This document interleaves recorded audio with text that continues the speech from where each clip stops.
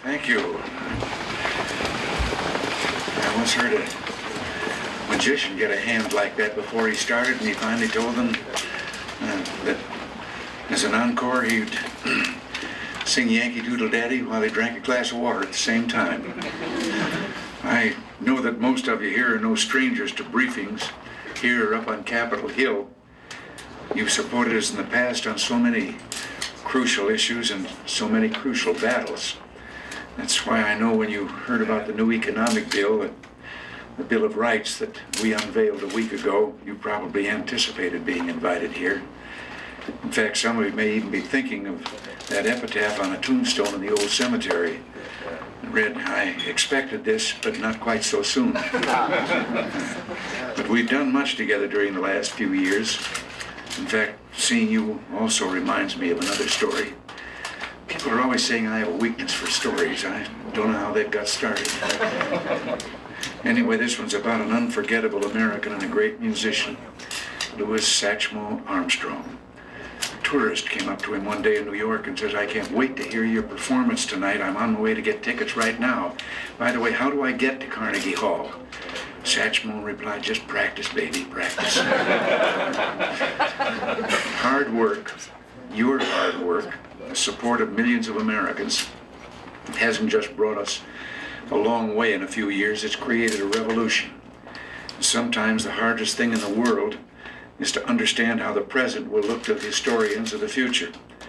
But take it from me, once you've had a little time to think about what's happened, we may even be astonished ourselves. So many old myths have been exposed and old ways of doing things changed. When we first proposed tax cuts, for example, there were those who were certain that our plan would cause even larger deficits because revenues would shrink. We all know what happened.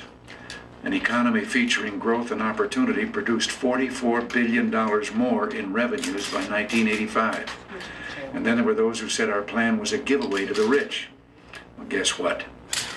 According to figures recently pointed to by Senator Bill Roth of Delaware, since our tax cut plan was installed, the payments of lower and middle-income earners have shrunk by 11.1%, while the payments of high-income taxpayers have increased by 12.6%.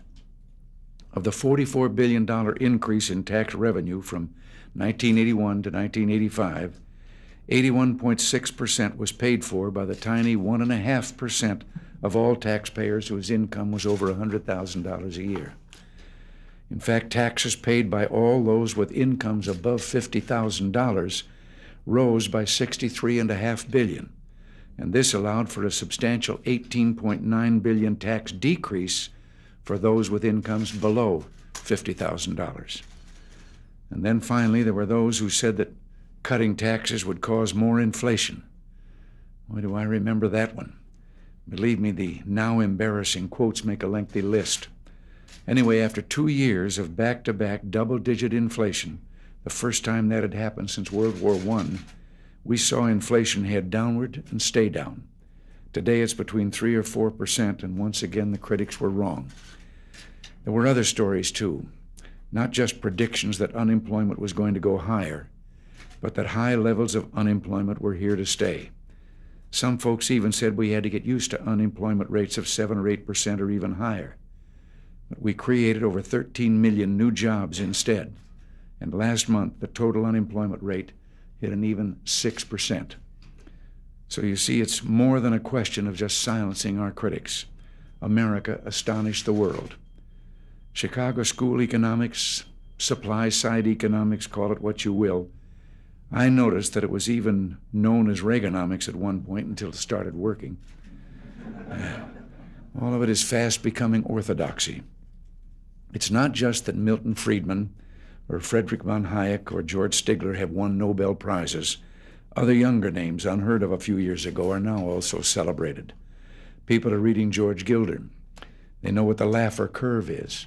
And a few months ago, the French government inducted Paul Craig Roberts into the Legion of Honor. And the acclaim given these economists and thinkers is evidence of a worldwide revolution, proof that they were right and the conventional wisdom was wrong. They were right for a very simple reason. They understood the power of the human spirit. They understood the capacity of the individual, once released from the stultifying hand of government, to reach and climb and build and dream and to achieve and succeed and make life better for all humankind. And from the outset, this idea of economic freedom has been our political lodestar. That's why in creating our political revolution for this economic freedom, our goal was simple. As Jefferson said about the revolution of his own time, to place before mankind the common sense of the subject. All we said was this: give the American people a chance and they'll come through. They'll make the difference. They'll get us out of the worst economic mess since the Depression. And they have, building one of the mightiest prosperities in our history, a prosperity that I know every one of us in this room is determined to keep making stronger with every passing month and every passing year. But to achieve what we achieved economically, we first had to make political changes. Our guide here was still the same. Trust the people. Put the facts before them, then trust the people. And thanks to dedicated Americans like you, we got our message out. And the people spoke, and they demanded change. But let's remember, it didn't come easy. Our victories took months, sometimes years of preparation. And all the way along, we heard about how our calls for reform and change were just meaningless rhetoric, that none of our goals had a chance of legislative passage. Now, I learned a long time ago to take this sort of skepticism with more than a grain of salt. In fact, I call it the Harry Warner factor. You see, it was Harry Warner of Warner Studios back in the days of silent films, when they were talking about talking pictures, and he said, "Who the hell wants to hear actors talk?" But let's face it, old myths die hard. Lately, we've been hearing from Capitol Hill about a return to the old days. In fact, this week, Congress poured over 100 different ways to increase taxes. Maybe they should use next week to look for 100 ways to cut spending. It's all a matter of setting the right priority. I'm here to tell you today, and I hope Congress takes notice, what ails us now is what has always ailed us. The federal government is too big and it spends too much money. So let me assure you, any budget-busting spending legislation or tax increases sent down here from Capitol Hill are heading right back up Pennsylvania Avenue, stamped with the most respectable four-letter word I know, VETO.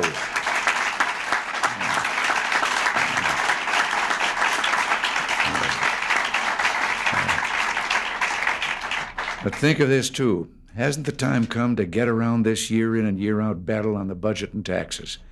The burden always seems to fall on those fighting fiscal abuses. Don't we need to stop fighting for 2 yards and a cloud of dust and put the ball in the air instead? And isn't it time to institutionalize our economic reforms? We have to make sure the great American spirit is never again shackled by big government, that the future of other generations of Americans is never again mortgaged on the national debt. With our new economic Bill of Rights, we can do just that. We can get a balanced budget amendment, a line-item veto, a supermajority on tax increases. We can pass truth in spending legislation that will force the federal government to be candid with the American people, to say how much new programs are going to cost, and spell out the intent to finance them.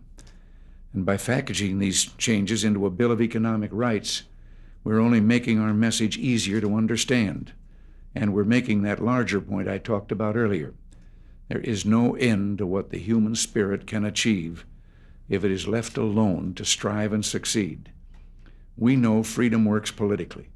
Our first Bill of Rights was testament to that fact. And now we need to drive home the lesson of the last few years, the lesson of the new economics, that economic freedom works too. Progress is a nice word, Robert Kennedy used to say, but change is its motivator, and change has enemies. But there's a way to overcome those enemies, and once again, that's by getting the American people to come through. And that's why I want to ask for your help today. I'm confident that slowly but surely we can win this fight. For one thing, an election year is coming up, and I've always noticed, perhaps you've noticed too, that it's a time when folks up in the Congress seem more inclined to show the voters how much they support fiscal responsibility and lower taxes. So let's get together, you and I, and provide them with that opportunity. Let's work to get the provisions embodied in our Economic Bill of Rights on the floor of the House and Senate. Let's give our public servants a chance to show their stuff, to vote for less spending, lower taxes, and revolutionary new safeguards against government encroachment of our economic freedom.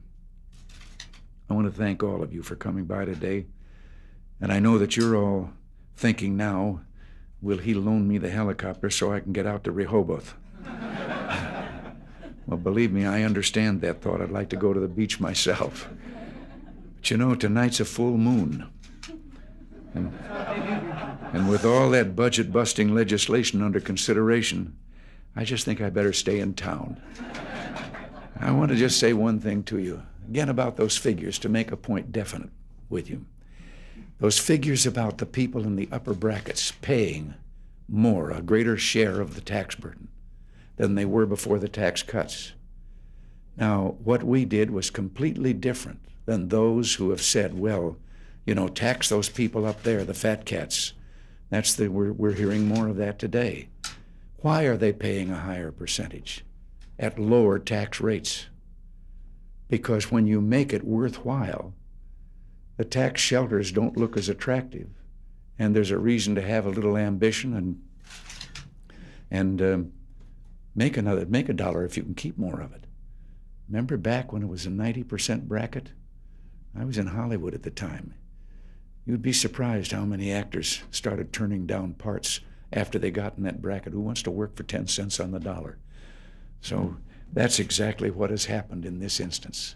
We have put incentive where it should be, and so everybody is paying their fair share of taxes, and we're going to keep it that way. So thanks to all of you and the help that you're going to give us. God bless you. Thank you all.